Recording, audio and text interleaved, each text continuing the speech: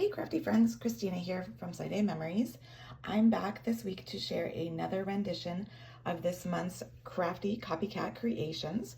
So if you saw my first video at the start of the month, I showed a very easy fun fold that really showcased double-sided pattern paper so that you could really enjoy both sides of that paper. And my card design was like this. It was vertical, it was a portrait style, and it had a little buckle here on the right hand side to hold it closed. So this week I am showing you a little twist. We are going to go ahead and, yeah, as you notice here, I am just shifting it 90 degrees so that now it is a horizontal or a landscape orientation, and it is actually going to open from the top up, and we are going to have a little pocket here that you can put a gift card in or another special little note inside here. So I've got a couple of fun little tricks that I'm going to show you as we do this. I did keep it pretty simple because I really wanted the focus to be on this beautiful paper. I love the foil in this paper and the cool effect of this fun fold. So I wanted those two to really be the stars of it, but you really could add more to it if you wanted to. So let's go ahead and get started. So the paper I am using for this is I am using the Gathering Together paper. And if you'll notice, if I kind of turn it here to the side, you can see that there is some beautiful foil in it. And I am almost out of this paper. I actually wanted to have paper that had all the colors in it. And this is what I have left. There's a sheet in there that has this, or has the different colors in it. So I wanted to show you a trick on how you can bring more colors in. Because if you look at my sample here, you'll notice that I have some of the crushed curry in here. And very subtly, I have the old olive that I've stamped in here. So what I'm going to do is I'm going to go ahead and grab a piece of scratch paper so that we can go ahead and stamp off the edges of this paper. But your paper, just so that you have it, it should be 5 1/4 by 12 inches long, okay? So then what we're going to do is I am using the Gathering Moments stamp set here.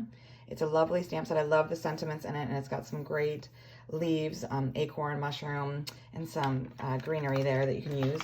So I'm going to go ahead, and what I originally did is I thought I would bring more of the olive color out. And so you'll see this is the same pattern here. And so I stamped that, and then I have the crushed curry as the textured one that's very subtle.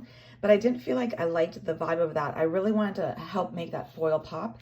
And by using more of the crushed curry, which is what I did ultimately, is that crushed curry really helps pull out that foil. And so that's what I'm going to do, is I'm going to go ahead and take this one that is normally kind of like a foliage image, and I'm going to go ahead and stamp that randomly on my paper in the crushed curry. So I'm going to go ahead and ink it up. And the beauty of this stamp, and you can already see through here, is it's not like super solid. It's kind of got a little bit of softness to it, as well as some more, definition to it. And so I am just going to go ahead and, like I said, randomly stamp and get some of that crushed curry color in here. And the key to doing a random stamping is to kind of go in a triangle formation. And so as you'll notice, that's kind of what I've been doing. So I have one here, one here, one here. And so that kind of makes a triangle. And then what I'll do is then I'll just kind of rotate the stamp a little bit and have another one be over here. So then I have, again, another triangle going there. The other key is to always go off the edge of the paper. So that way it looks like it is part of the pattern paper, that it's not something that you've done.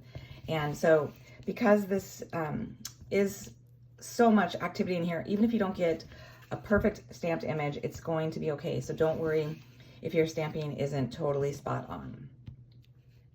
Okay, after I finished doing that crushed curry, then I went in with the little, I'm calling it like a texture stamp here, and I did that with the old olive, so you can see that it just adds a little bit of definition, a little bit of texture to it, brings in a little bit more color, and so I just random stamped that throughout my whole page as well. All right, so now we're gonna go ahead and we're gonna score our paper now that we've got it all stamped and we brought all those colors into it. So bring this little piece back in here so you can see that. So we are gonna first go ahead and put it in, and we're gonna score it at 3 inches. And if you are using the Stampin' Up, I want to just point out, make sure you're using the gray one. That's the lighter tone. It's gonna have lighter pressure. It's not gonna cut through. Don't accidentally use the darker one. That's gonna go ahead and score it for you. So 3 inches, 6 1/2, and then 10 1/2. Okay. All right, so now we're all done scoring.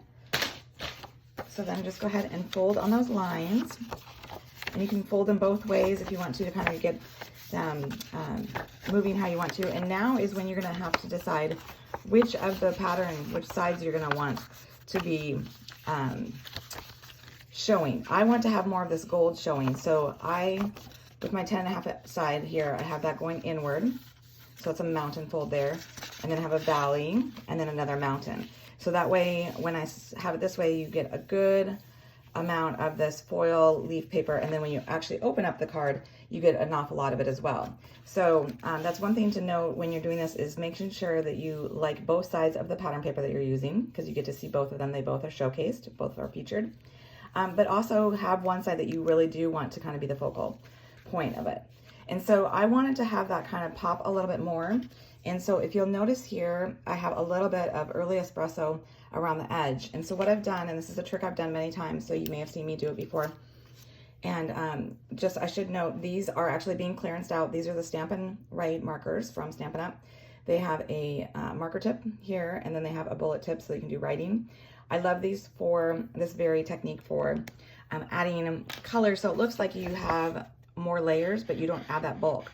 So I just go ahead and I rub the marker side along the edge of my paper, and as you see, it leaves a little bit of that color there, giving the illusion that I have matted this on a piece of the early espresso paper, when in fact I have not. So I'm going to go ahead and go around the whole side here of this paper. And then because both sides are going to be shown, I'm going to flip it over and I'm going to do it on the other side as well. So that way, depending on which side of the paper is showing, I'll still have that early espresso showing. So see how it adds that nice definition to it? So you've got some here on this lighter pattern, and you also have some along here of the leaves. So now what we're going to do is we're going to go ahead and create that little pocket.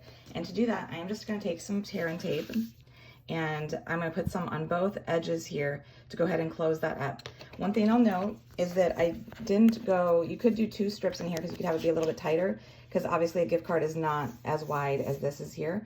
But if you wanted to also include a little note behind it, or do a note instead of the gift card entirely, you would want it to be wider, so you would only want a single strip of the tear and tape. So I'm going to go ahead and put the tear and tape as close to the edge here as I can, just so that way I have more space if I want to put a little note card thing in there to have a secret note. And then I'm just going to go ahead and take the backing off of here to expose the adhesive. And I'm just going to go ahead and bring it up, line it up with that. And then I've now created a little pocket. And I wanted to mention, I thought it was so amazing that last week, Barb's rendition, she also came up with an idea of how to create a gift card holder, but hers is completely different. So if you have not seen her video from last week doing this Crafty Copycat Creation concept, I would check it out, just so you have 2 different ideas on how you can do a gift card holder. So totally independent of each other, but totally fun that we both had that idea. Okay, so now what we're going to do is we are going to go ahead, and I wanted to have a spot on here that could have a little message that you could go ahead and sign. And so I took a piece of basic beige. It's 4.5 wide by 2 3/4 tall. And I, again, did that same trick, so you can see here, and I went around and I edged it so that way it has a little bit more definition, and then stamped it in the early espresso with that sentiment. All right, so I'm using that same image that we did on the outside to add more of that crushed curry. I'm tying it all together. So I put it on some scratch paper here because I'm going to have this kind of go off the edge. And so I'm just going to go ahead and stamp a single one there. So that looks just like that one here in my sample. And then I'm going to go ahead and glue that in on the inside of my card here. Okay, now we're going to go ahead and close this up so that way we can go ahead and affix it to the base of the card. And the base of the card here is a 5.5 by 4 1/4 piece of crushed curry. And so I'm just going to go ahead and close this up like it would be, so that I can flip it over and I can put adhesive on the back here so that it will glue down nicely. Make sure you have it the right way. Actually, it doesn't matter because you can flip your card over here. It's always good though to double check, just so you don't glue something upside down or the wrong way. And so you can see it opens the way you want it to open here. Okay, so we're getting to the final stretch here. So then I just wanted something here on the front. And so I have just a little sentiment. It's thankful for you. And so I pulled in these are like my favorite set of dies. These are the stylish shapes. And so I'm just simply using the circles, and I've used a piece of basic beige. This is the 3rd smallest size, and then the 4th smallest one in the crushed curry, just keeping that color tone all the same.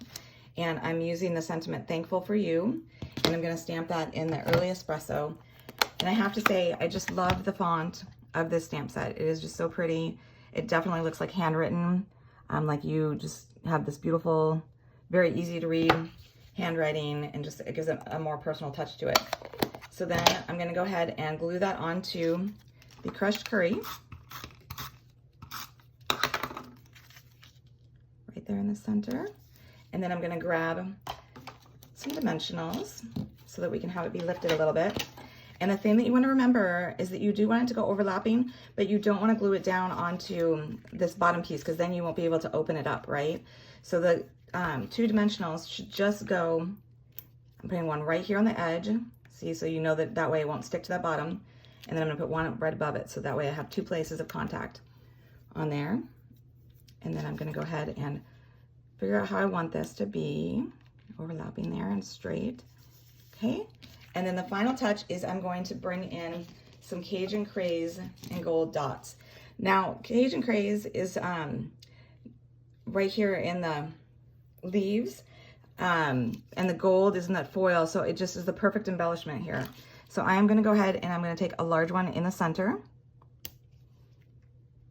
because it's going to help draw the eye to the sentiment here, and then I'm going to use 2 of the smallest ones right below it, right below the sentiment. Get those balanced out. And there you have it. A beautiful way to go ahead and give a gift card or a special note, because it's got this nice little pocket, and it still showcases the 2 sides of that beautiful pattern paper that we have. So you're not having to like cover up one side of it. You get to see both sides. So I hope you've enjoyed it.